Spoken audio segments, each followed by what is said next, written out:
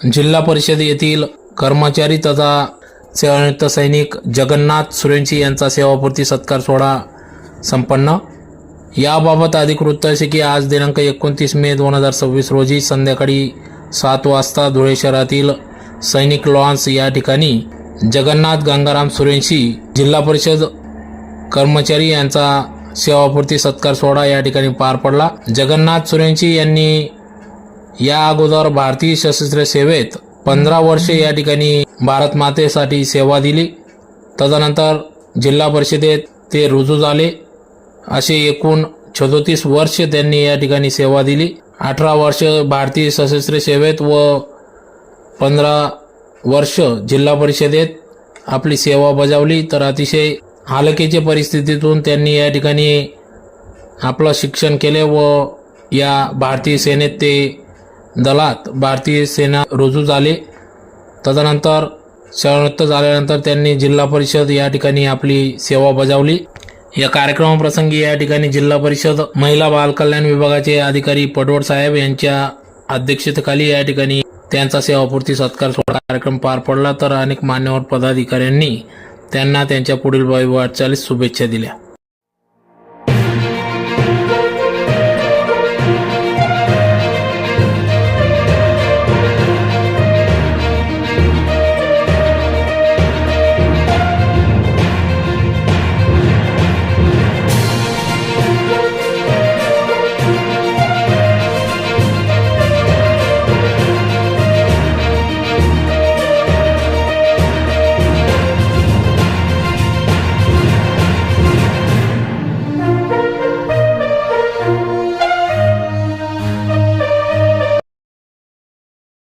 दहावीत असताना माझं लग्न झालं आणि आर्मीवाल्यांशी लग्न झालं।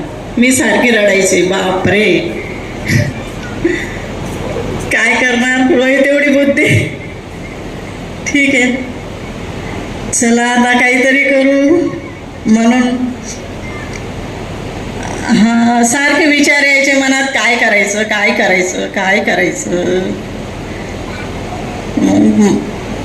समजायचं, माझे वडील म्हणे की तू आता काय कर, पुढे शिक। आलं प्रश्न शिकण्याचा, आले आई सासऱ्यांकडे, ते अशिक्षित होते, त्यांना एवढं शिक्षणाचं सामान्य परिस्थितीतले होते, त्यामुळे त्यांना काही एवढं शिक्षणाचं महत्त्व पण नव्हतं। मग तरीसुद्धा माझ्या वडिलांनी सांगितलं की म्हणजे आई सासूबाईंना अक्का म्हणायचे की तिला शिकू द्या, कसं शिकेल तरच तिचं पण तुमचं घराला हातभार लागेल। त्यांना काही ते पटायचं नाही, पुन्हा पुन्हा त्यांनी सांगितलं तर ते काही नाही, ते मानायचे नाही, नाही आम्ही नाही शिकू देणार, आम्ही नाही शिकू देणार। ठीक आहे, मग त्यांनी यांना पत्र लिहिलं आंतरदेशी, आणि ते आंतरदेशी लिहिल्यानंतर यांनी म्हटलं की आमची अक्का जे सांगेल तेच, याच्या पुढे काही होणार नाही। ठीक आहे, काय करावं आता। मग नंतर मग असंच माझे जे शिक्षक होते त्यांनी सांगितलं की नाही रे बाबा, ते लोक काही शिकू देणार नाही तिला, आणि काही ते नाही म्हणताय, आपला काही विलाज नाही, आपली काही तिचं परवानगी नाही की आपलं काही जबरदस्ती पण नाही। मग ते म्हटले की चला ठीक आहे, मीच त्यांना पत्र लिहितो तुमच्या जावयांना। मग माझे जे सर होते त्यांनी त्यांच्या भाषेमध्ये पत्र लिहिलं, आणि मग त्यांना ते त्याच्यात काहीतरी समजलं की ठीक आहे बुवा। मग त्यांनी घरी पत्र टाकलं आणि सांगितलं की मला तिला शिकू द्यायचं आहे, आणि मग त्यांनी मला होकार दिला की नाही बाबा, तो तेवढ्या लांब राहतो, त्याचं मन दुखायला नको। त्यांनी लगेच हो म्हटलं, आणि जेव्हा मला शिक्षणाची संधी मिळाली आणि मी शिकली, 10वी बॅचची माझी शेवटची DED, मी DED केलं। DED नंतर मी 2 वर्षांनी जॉबला लागले, त्याबरोबर माझे मुलं बाळं सोबत, सासू सासरे सोबत, ठीक आहे। मग जॉब केला, तर ही सगळी प्रेरणा मला त्यांच्याकडनं मिळाली। ते जर हो म्हटले नसते तर मी आजपर्यंत इथं उभी राहिली नसते, मी घरीच दोन्ही भांडे करत बसले असते। पण त्यांच्या या शब्दाला आणि मला एवढं प्रेरणा मिळाली की शिक्षणामुळे काय प्रगती होते, शिकल्यानंतर स्त्री किती पुढे जाते, आणि ते किती प्रबळ होते. आणि आमचे जे 17 वर्षे 6 महिने आमच्या भेटी व्हायच्या नाही, 6 महिने आमचा कॉन्टॅक्ट असायचा नाही.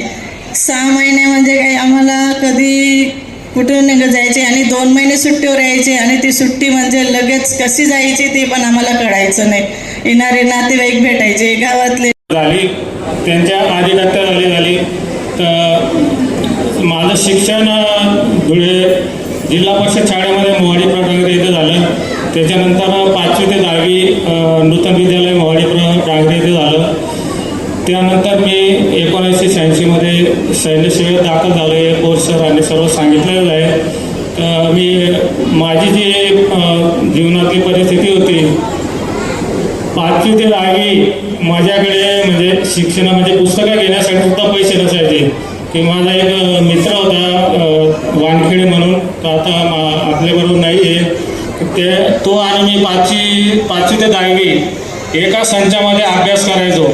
कारण 43 रुपयाची किंवा 25 रुपयाची पुस्तकं घ्यायचे तेवढी सुद्धा परिस्थिती माझी नव्हती.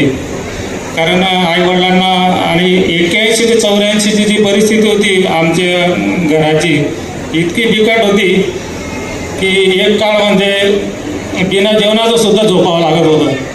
म्हणजे असं परिस्थिती होती. ते काळ निघून गेले. मला टिंबला मातेच्या कृपेने मी आमच्या मराठा लाईट इन्फंट्रीमध्ये दाखल झालो. त्याच्यातून त्या सेवेतून मला माझ्या वरिष्ठांकडून जी चांगल्या प्रकारे सहकार्य मिळालं. ॲक्च्युली माझा 10वी नंतर DEDला नंबर लागलेला होता, पण 1600 रुपये काहीतरी फी होती. ती घरच्यांनी नाकारली. मी असा निर्णय घेतला की आता आपल्याकडे 1600 रुपये तर भरायला नाही आहेत, पण आपण काय करावं. तर मी आपली फिजिकल चालू केली आणि सैन्यात दाखल होण्याचा ठाम निर्णय केला की याच्याशिवाय आपल्याला पर्याय नाही.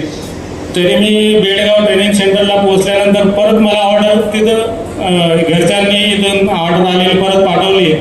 माझे कंपनी कमांडरने मला इंटरव्ह्यू घेतली, तुम्हाला सैन्यात राहायचं आहे का शासकीय सेवेत जायचं आहे. तर मी ठाम निर्णय घेतला होता की आपण सैन्याने सोडायचं आहे. तर DED तर कुठेतरी आपल्याला उचित म्हणजे DEDला आपण लग्न करू किंवा तेव्हा आपली पत्नी जर DED करू शकेल तर त्यांना करू, असं मी त्यावेळेस ठाम निर्णय घेतलेला होता. आणि योगायोगाने ते मॅडम 10वी असल्यामुळे योगायोगाने DEDला नंबर लागला. त्याच्यामध्ये मोठं योगदान DEDचे याच्यामध्ये आपले शहीद